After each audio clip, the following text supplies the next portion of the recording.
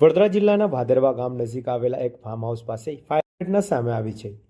ડભોઈની એક યુવતી પ્રેમી સાથે ભાગી જતા તેના પરિવારજનોએ શોધખોળ દરમિયાન સાવલી તાલુકામાં પૂછી જતા અચાનક ગોળીબાર થયો હતો. મળતી માહિતી મુજબ ડભોઈની યુવતી વિશાલ બારિયા સાથે ભાગી ગઈ હતી. બંને ભાદરવા નજીકના ફાર્મ હાઉસ પાસે રોકાયા હોવાની બાતમી પરિવારજનોને મળતા તેઓ ઇકો કારમાં ત્યાં પહોંચ્યા હતા. આ દરમિયાન અજાણ્યા શખ્સોએ 3 રાઉન્ડ ફાયરિંગ કર્યું હતું. ફાયરિંગમાં યુવતીના ભાઈ નિમેશ બારિયાને હાથમાં ગોળી વાગી હતી. તેમને તાત્કાલિક સારવાર માટે એસએસજી હોસ્પિટલમાં ખસેડવામાં આવ્યા હતા, જ્યાં તેઓ સારવાર હેઠળ હોવાનું જાણવા મળે છે. ઘટનાની જાણ થતાં પોલીસ દોડતી થઈ હતી અને સ્થળ પર પહોંચી તપાસ હાથ ધરી છે. ફાયરિંગ કરનારાઓ કોણ હતા અને ગોળીબાર પાછળનું ચોક્કસ કારણ શું હતું તે અંગે તપાસ ચાલુ છે. હમણાં મારી બેનને ભોગવા ગયા હતા, તેમાં તે જગ્યાએ ગયા દીધું છે. અમે ગાડીમાં બેઠા હતા તો પાછળથી ફાયરિંગ કરી દીધી. ફાર્મ હાઉસમાં ગયા હતા? કોનું ફાર્મ હાઉસ હતું? બહુ અમે ઓળખતા નહીં. બેનને કેમ શોધવા ગયા હતા? નીકળી જઈ હતી. અચ્છા, કોઈ જોડે ભાગી ગઈ હતી? કોની જોડે ભાગી ગઈ? વિશાલભાઈ એ ક્યાંનો છે?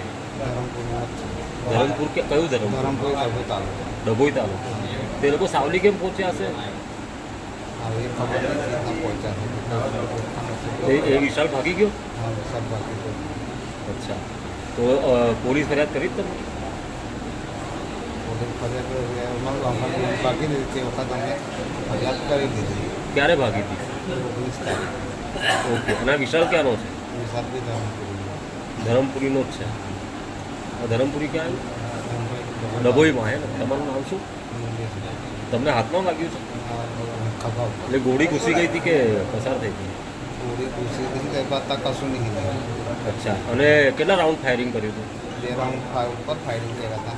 અને જે વખત ગાડીમાં બેઠા ને તે વખત ફાયરિંગ કરી. તમારા પર કેમ ફાયરિંગ કર્યું હશે? અમને પાછળ હતો ને, તમે બાઇક પર ગયા? ના બાઇકમાં જ અમારી એક ગાડી હતી. ગાડીમાં પાછળ કાર. તમે કેટલા લોકો હતા? અમને 6 જણ. ખાલી તમને જ વાત?